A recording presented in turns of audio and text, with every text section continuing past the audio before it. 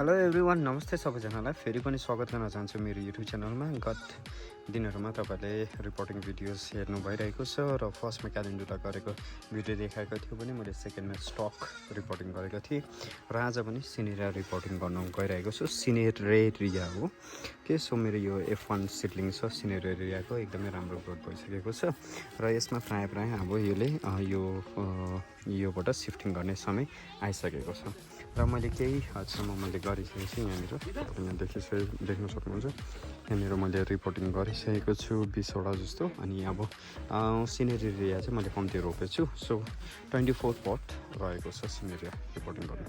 Okay, and त्यसरी नै तपाईँलाई अपडेट देखाउँदै जाँदाखेरि यहाँ जिनिया डल्लै रिपोर्टिङ गरेँ है, जिनियाको अपडेट देखाउँदैछु। यहाँनिर स्टकको अपडेट देखाइरहेको छु। यो रिपोर्टिङ गरेपछि एकदमै अझै हेल्दी भएर आइरहेछ।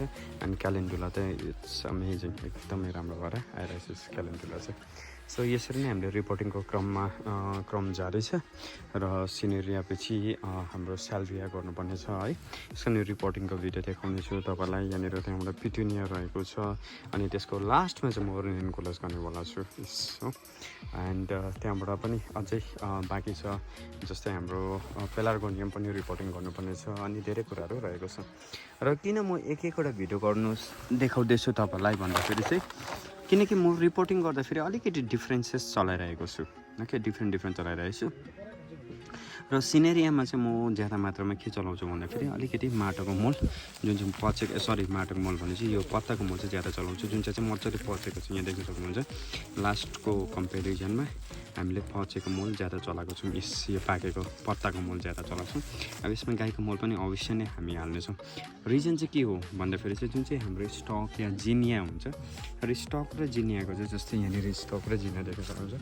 स्टक र जिनियाको चाहिँ यो सिङ्गल ब्रान्चेस, यो सिङ्गल स्टेम हुन्छ नि यहाँनिर स्टमको एउटा एकदम मेन स्टेम भनौँ न, मेन स्टेम हुन्छ। अनि क्यालेन्डुलाको पनि यो मेन स्टेम हुन्छ।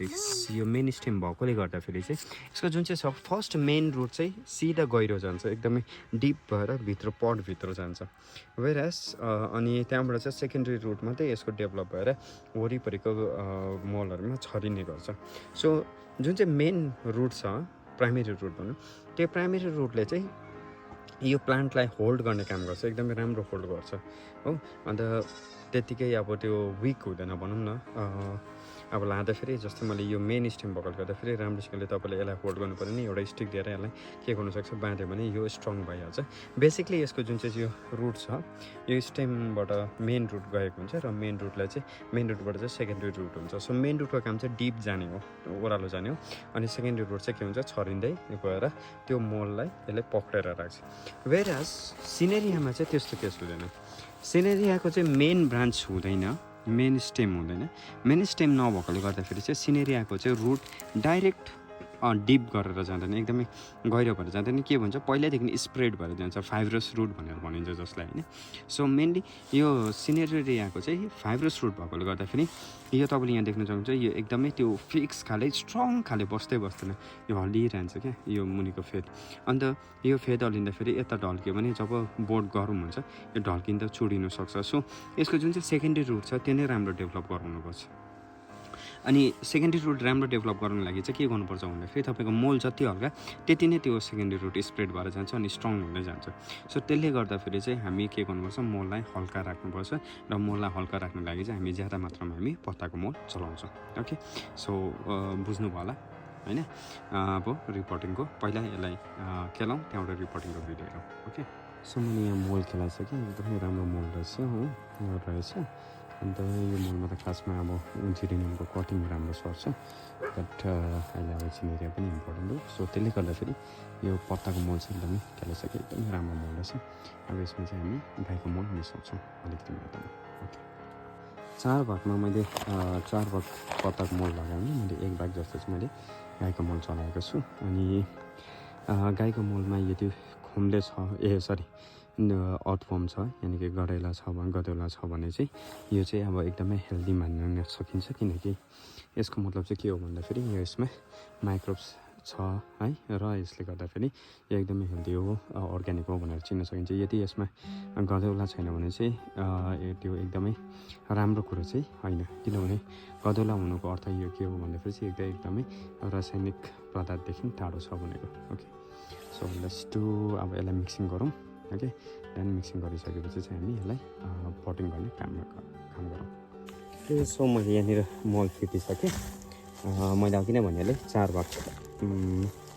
भाग मैले उयो हालेको छु भने पत्ताको मल छ भने यसमा 1 भाग चाहिँ गाईको मल छ। मललाई हल्का बनाउनको लागि मललाई किन हल्का बनाउनु पर्छ भन्दाखेरि सिनेरेरियाको चाहिँ फाइब्रस रुट हुन्छ, मेन रुट नभएकोले गर्दाखेरि यसको सेकेन्डरी रुटलाई नै डेभलप गराउनुपर्छ होइन।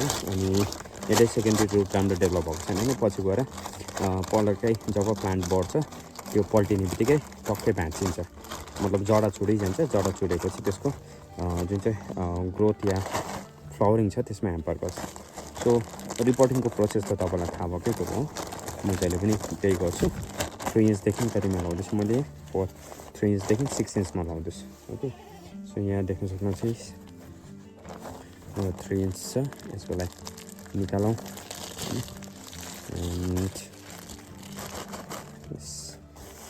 यसलाई बिस्तारै हजुर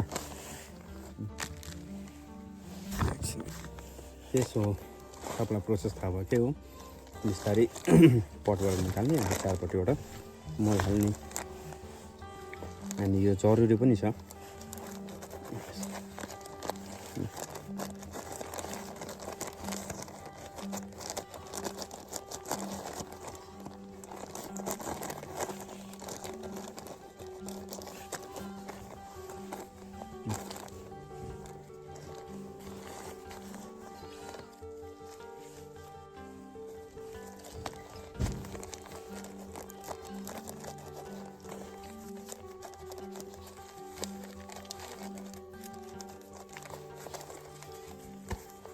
भोलि हालिरहने जरुरत पनि छैन। सो यहाँ मैले भरिसकेँ, हेर्न सक्नुहुन्छ तपाईँले एकदमै मजाले। एन्ड लाइट पनि छ हो, धेरै लाइट पनि छ अरूको कम्पेरिजनमा। सो यसरी चाहिँ तपाईँले सिनेरियालाई के गर्नुसक्छ, पटिङ गर्नुसक्छ। युज लिफ कम्पोस्ट र काउडङ म्यान्युर 4:1, ठिक छ। And thank you so much for watching this video. आशा गर्छु तपाईँलाई यो भिडियो मन पऱ्यो होला। यदि यो भिडियो मन परेमा लाइक, कमेन्ट, सेयर अनि सब्सक्राइब गरिदिनु होला। Okay, thank you so much, bye bye, see you soon.